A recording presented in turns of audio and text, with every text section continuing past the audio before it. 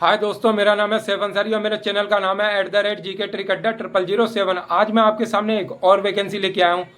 विभाग का नाम है उत्तर प्रदेश आंगनवाड़ी भर्ती 2026। आपने देखा है कई जिलों में ये वैकेंसियाँ चल भी रही हैं और कई जिलों में धीरे धीरे वैकेंसियाँ आ भी रही हैं। जिला का नाम है उन्नाव और पद का नाम है आपका आंगनवाड़ी कार्यकर्त्री और इसमें टोटल पोस्ट है आपकी 336। अब ये 336 पोस्ट के लिए कौन कौन कैंडिडेट अप्लाई कर सकते हैं, इसमें योग्यता क्या मांगी जा रही है, इसमें फीस क्या रहने वाली है, किन कैंडिडेट को एज में छूट मिलेगी और किन को नहीं, और इसकी अंतिम तिथि क्या है, सब मैं इसमें स्टेप बाय स्टेप आपको बताऊंगा। तो चलिए शुरू करते हैं वीडियो।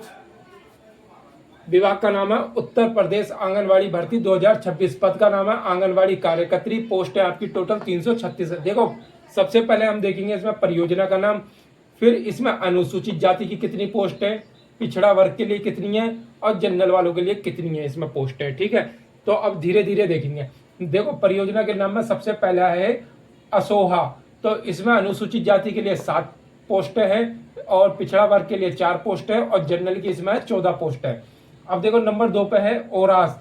इसमें अनुसूचित जाति के लिए 7 पोस्ट है, ओबीसी वालों के लिए 7 पोस्ट है और जनरल वालों के लिए इसमें 15 पोस्ट है। नंबर 3 पे है बांगरू मऊ। इसमें अनुसूचित जाति के लिए 4 पोस्ट है, ओबीसी के लिए 3 है और जनरल वालों के लिए 9 पोस्ट है। नंबर 4 पे बात कर लेते हैं बिछिया। बिछिया में अनुसूचित जाति के लिए 8 पोस्ट है, ओबीसी के लिए 6 पोस्ट है और जनरल के लिए 19 पोस्ट है। नंबर 5 पे है आपका बीगापुर। इसमें अनुसूचित जाति के लिए एक भी पोस्ट नहीं है, ओबीसी के लिए 4 पोस्ट है और जनरल वालों के लिए 9 पोस्ट है। नंबर 6 पे बात कर लेते हैं AF84। ठीक है, और इसमें अनुसूचित जाति के लिए 4 पोस्ट है, ओबीसी के लिए 3 पोस्ट है और जनरल के लिए 10 पोस्ट है। नंबर 7 की बात कर लेते हैं गंज मुरादाबाद। अब इसमें अनुसूचित जाति के लिए 3 पोस्ट है, ओबीसी के लिए 2 पोस्ट है और जनरल के लिए 7 पोस्ट है। नंबर 8 पे बात कर लेते हैं हसनगंज। इसमें अनुसूचित जाति के लिए 1 पोस्ट है, ओबीसी के लिए 6 पोस्ट है और जनरल के लिए 7 पोस्ट है। नंबर 9 की बात कर लेते हैं हिलोली। इसमें अनुसूचित जाति के लिए 2 पोस्ट है, ओबीसी के लिए 4 पोस्ट है और जनरल के लिए 8 पोस्ट है। नंबर 10 पे बात कर लेते हैं नवाबगंज। इसमें अनुसूचित जाति के लिए 4 पोस्ट है, ओबीसी के लिए 6 पोस्ट है और जनरल के लिए 14 पोस्ट है। अब देखो, इसमें 11वें नंबर पे है आपका पुरवा। इसमें अनुसूचित जाति के लिए 1 पोस्ट है, ओबीसी के लिए 2 पोस्ट है और जनरल के लिए 9 पोस्ट है। अब देखो, नंबर 12 पे बात कर लेते हैं सिकंदरपुर करण। इसमें अनुसूचित जाति के लिए 11 है और ओबीसी के लिए 12 है और जनरल के लिए 23 है। अब देखो, नंबर 13 की बात कर लेते हैं मियाँगंज। इसमें अनुसूचित जाति के लिए 2 पोस्ट हैं, ओबीसी के लिए 5 पोस्ट हैं और जनरल वालों के लिए इसमें 8 पोस्ट है। अब देखो, नंबर 14 पे है आपका सिकंदरपुर सिरोसी। इसमें अनुसूचित जाति के लिए 6 पोस्ट है, ओबीसी के लिए 7 पोस्ट है और जनरल वालों के लिए इसमें 12 पोस्ट है। नंबर 15 पे बात कर लेते हैं सफीपुर।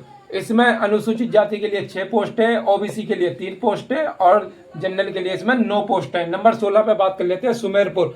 इसमें अनुसूचित जाति के लिए 4 पोस्ट है, ओबीसी के लिए 4 पोस्ट है और जनरल के लिए भी इसमें 8 पोस्ट है। अब देखो, नंबर 17 की बात कर लेते हैं उन्नाव शहर।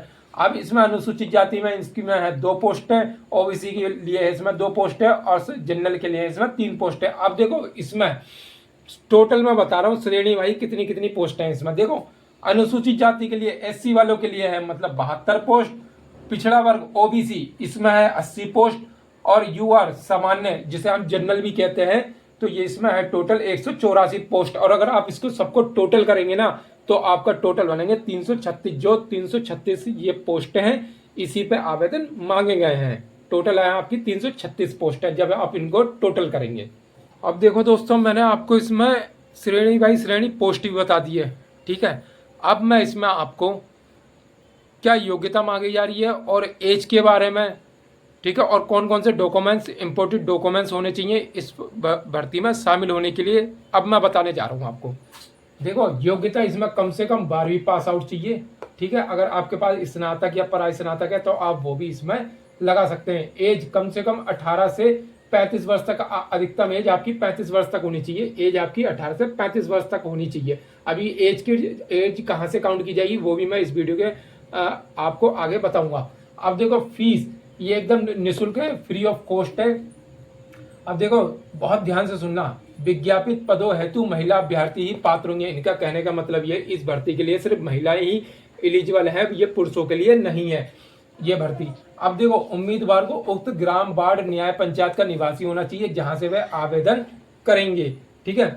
अब इन्होंने और क्या लिखा है, निवास जाति आय प्रमाण पत्र के संबंध में तहसील से ऑनलाइन डिजिटल हस्ताक्षर से निर्गत निवास आय जाति प्रमाण पत्र ही मान्य होंगे जिसका ऑनलाइन सत्यापन किया जा सके। इनका कहने का मतलब यह है, आपके पास जो जाति प्रमाण पत्र है, निवास प्रमाण पत्र है, आय प्रमाण पत्र है, वो तहसील से ऑनलाइन डिजिटल हस्ताक्षर वाला बना हुआ होना चाहिए जिसका ऑनलाइन सत्यापन किया जा सके। अब इन्होंने क्या कहा है, विधवा अभ्यर्थियों के लिए, विधवा अभ्यर्थी हेतु ग्राम पंचायत अधिकारी संबंधित नगर निकाय द्वारा निर्गत उसके पति की मृत्यु प्रमाण पत्र एवं परिवार पंजिका की प्रमाणित नकल मान्य होगी। अब देखो, इन्होंने और क्या है कहा है आगे, इन्होंने कहा है तलाकशुदा परित्यक्ता के संबंध में माननीय न्यायालय द्वारा निर्गत विधिक आदेश ही मान्य होंगे। अब देखो, वरीयता कौन कौन से कैंडिडेट को दी जाएगी, विधवा, तलाकशुदा, गरीबी रेखा के नीचे जीवन यापन करने वाले अभ्यर्थियों को वरीयता दी जाएगी। देखो, अब मैं आपको एक बहुत मोस्ट इंपोर्टेंट बात बताने जा रहा हूं मैं इसमें, कि जो आपकी, जैसे मान लो विधवा कैंडिडेट है, ठीक है, तो विधवा कैंडिडेट है तो अपने पति का जो मृत्यु प्रमाण पत्र होगा तो वो आपको प्रस्तुत करना पड़ेगा। जब फार्म फिल करेंगे तब भी आपको उसमें लगाना पड़ेगा फार्म फिल करते टाइम, और जब आपका डॉक्यूमेंट्स वेरिफिकेशन का टाइम आएगा तो आपको वो प्रमाण पत्र आपको दिखाना पड़ेगा, तभी आपको वो चीज़ की फ़ायदा मिलेगा। जैसे अब तलाकशुदा की बात कर लें, जैसे तलाकशुदा है, ठीक है, तो मान लो कोर्ट में तलाक हुआ तो वहाँ से कोई ना कोई कागज़ तो मिलता ही है तलाक का, तो आपको वो फार्म फिल करने पे लगाना पड़ेगा, और डॉक्यूमेंट्स वेरिफिकेशन के टाइम वो डॉक्यूमेंट्स आपको वहाँ दिखाना भी पड़ेगा डॉक्यूमेंट्स के टाइम, तभी आपको इस भर्ती का लाभ मिलेगा। ठीक है, जो इन्होंने कहा है कि इन कैंडिडेट को वरीयता दी जाइए। कि कौन से जिला की है, जिला है आपका उन्नाव। आवेदन की अंतिम तिथि 11 तारीख 8वां महीना 2026 तक ये फार्म भरे जाएंगे। अब इसमें मैं आपको सिलेक्शन के बारे में बताना चाहता हूँ, मैं सिलेक्शन कैसे हुआ इसमें। सबसे पहली बात, एग्ज़ाम। इसमें एग्ज़ाम आपका कैसा भी नहीं होगा, आपकी मेरिट बेस्ड वैकेंसी होगी। देखो, अब मैं आपको एक चीज़ और बता दूं, इसमें आपकी जो 10वीं की मार्कशीट है ना, जो मैंने आपको एज की बात बताई है, अब सुनो ध्यान से। 10वीं की मार्कशीट से आपकी एज काउंट की जाएगी, एज काउंट की जाएगी कि मतलब कम से कम 18 बननी चाहिए और अधिकतम आपकी 35 वर्ष तक बननी चाहिए एज, इससे ऊपर ना हो 35 वर्ष से। ठीक है, ये तो आपकी एज काउंट हो जाएगी।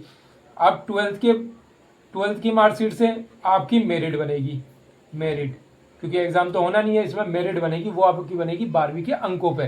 ठीक है, अगर आपने, अब इसमें सुनो दूसरी बात, अगर आपने स्नातक कर रखा है, आपने इसमें 12वीं के बाद स्नातक होता है, स्नातक की मान लो आपने डिग्री लगाई है, तो जैसे 12वीं हो गए फिर आपका स्नातक हो गया। ठीक है, अगर आपने परास्नातक भी लगा रखा है, चलो परास्नातक भी लगा दिया आपने, तो आपकी इन तीनों को मिला के मेरिट बनाई जाएगी। ठीक है, इन तीनों को मिला के आपकी मेरिट बनाई जाएगी। अगर आपने 12वीं करी है तो आपके 12वीं के अंकों के आधार पर मेरिट बन जाएगी। अगर आपने 12वीं स्नातक परास्नातक करा है तो आपने लगाया तो बिल्कुल लगा दीजिए, तो आपके इन तीनों के नंबर के आधार पर आपकी मेरिट बन जाएगी।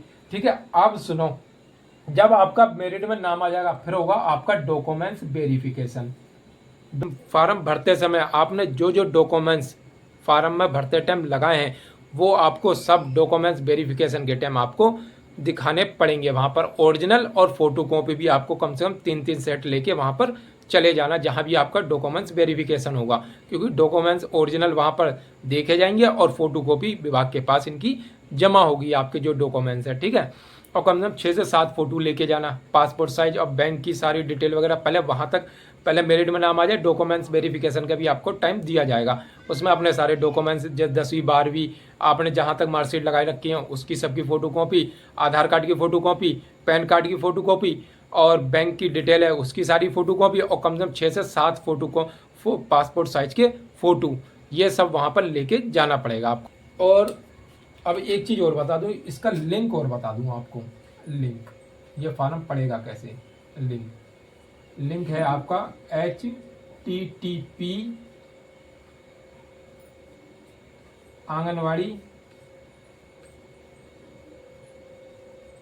भर्ती.इन,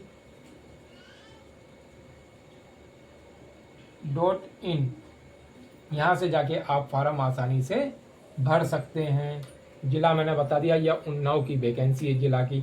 और ये सिर्फ उन्नाव वाले, जो मैंने अपनी वीडियो की शुरुआत में बताया था ना कि जो परियोजनाओं का नाम, अब ये सिर्फ वही कैंडिडेट अप्लाई कर सकते हैं और दूसरे नहीं कर सकते।